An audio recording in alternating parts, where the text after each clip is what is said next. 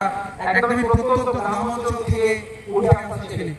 আমরা স্বপ্ন দেখতে পারি না যে আমাদের এই ঘাটাল মহকুমাতেও আগামী দিনে বা এই কিসমত পাঞ্জাবপুরেও কোনো একজন ভাই যিনি আজকে মাঠে পারফরমেন্স করছেন, তিনি আগামী দিনে ইন্ডিয়ান স্কোয়াডে খেলবেন, টি-20 খেলবেন, ওডিআই খেলবেন। অবশ্যই সেই আশা এখান থেকে রাখলাম। তবে আমার দু একটি কথা এলাকাবাসীর উদ্দেশ্যে আমি বলতে চাই। এই ধরনের টুর্নামেন্ট মানে একটা বিরাট বড় মহাযজ্ঞ বলতে পারেন। সেখানে শুধু ক্লাবের ছেলেরা ইনভলভ হলেই চলবে না, সমগ্র এলাকাবাসীকে এগিয়ে আসতে হবে। এলাকাবাসী স্বতঃস্ফূর্ত অংশগ্রহণে আগামী দিনে এই খেলাকে অনেক দূর নিয়ে যেতে পারবে। শুধুমাত্র ক্লাবের ছেলেরা অংশগ্রহণ করলো অথচ এলাকাবাসী স্বতঃস্ফূর্ত সহযোগিতা না পেয়ে এই টুর্নামেন্ট হয়তো যে উদ্দেশ্যে নিয়ে যে সফলতার দিকে এগোচ্ছিল সেটা কিছুটা কম হবে। নিশ্চয়ই হবে, অনেকে সহযোগিতা করছেন, কিন্তু আমি আবেদন করবো সকলকে এগিয়ে আসার জন্য। অন্যদিকে আমি দেখেছি বর্তমানে বিভিন্ন টুর্নামেন্ট যেখানে অনুষ্ঠিত হয় অনেক বলে থাকেন ছেলেমেয়েরা এখন মোবাইলে গেম খেলতে অভ্যস্ত হয়ে যাচ্ছে, সেই জন্য তাদেরকে যাতে মোবাইলে গেম আসক্ত না হয় তার জন্য আমরা টুর্নামেন্ট আয়োজন করেছি। আমি বলতে চাই যে বছরে একদিন টুর্নামেন্ট করলেই মোবাইলে গেম আকর্ষণ চলে যাবে, কখনোই নয়। আমি শুনছিলাম অর্গানাইজারের মুখে যে সিলেক্ট ক্লাব অনেক রকম সামাজিক কার্যক্রম করে থাকে, তার পাশাপাশি খেলাধুলার একটা অংশ।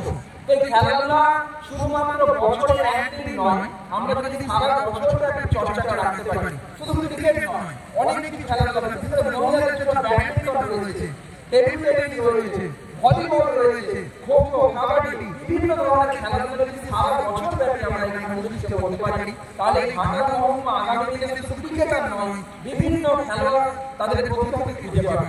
আরেকটা আমার অনুরোধ থাকবে, আমার নিজেরও ভীষণ ইচ্ছা আছে, যদি আগামী দিনে আমি দেশের সমর্থ হই, যোগ্য হই, আমি নিজেও করার ইচ্ছা আছে আমার এলাকার জন্য, এবং আমি যেখানে যোগ্য হবো সেটি হলো খেলোয়াড়দের জন্য বৃত্তি প্রদান করা।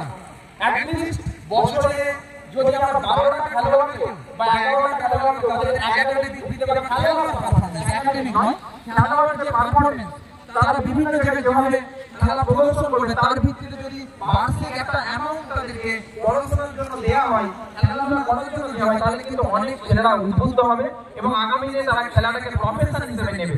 লাস্ট আমি একটা আবেদন করবো বাবা মায়েদের কাছে, যারা অভিভাবক, আমিও যখন ছোটবেলায় মাঠে খেলেছি তখন বাবা মা বলেছে হয়তো সারাদিন খেলাধুলা করে সারাদিন পড়াশোনা করা, কিন্তু খেলাধুলা করলেও যে ভারতবর্ষকে চ্যাম্পিয়ন করা যায়, ইন্ডিয়াকে বিশ্ব দরবারে পৌঁছানো যায়, তা আমরা বুঝতে পারি। তাই প্রত্যেকের কাছে অনুরোধ করবো বাবা মায়েদের কাছে, পড়াশোনা যেমন একটা বিষয়, ছবি আঁকা যেমন একটা বিষয়, গান করা যেমন একটা বিষয়, নাচ যেমন একটা বিষয়, খেলাও কিন্তু একটা আর্ট।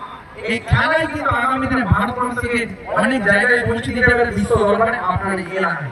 তাই আমি অনুরোধ করবো এলাকার যারা শিল্পী গুণীজন রয়েছে, এই এলাকায় হয়তো অনেক স্বর্ণশিল্পী বন্ধুরাও রয়েছে, তাদেরকে বলবো যে আপনার এই এলাকায় অন্ততপক্ষে 10 থেকে 11 জন খেলোয়াড়কে চিহ্নিত করে যদি বছরে তাদের একটা বার্ষিক বৃত্তি প্রদান করা যায়, তাদের একটা স্কলারশিপ দেওয়া যায়, খেলাতে তাদেরকে যদি একটা ন্যূনতম বছরে একটা বার্ষিক ফেলোশিপ দেন, তাহলে কিন্তু অনেক দূর তারা এগিয়ে যেতে পারবে।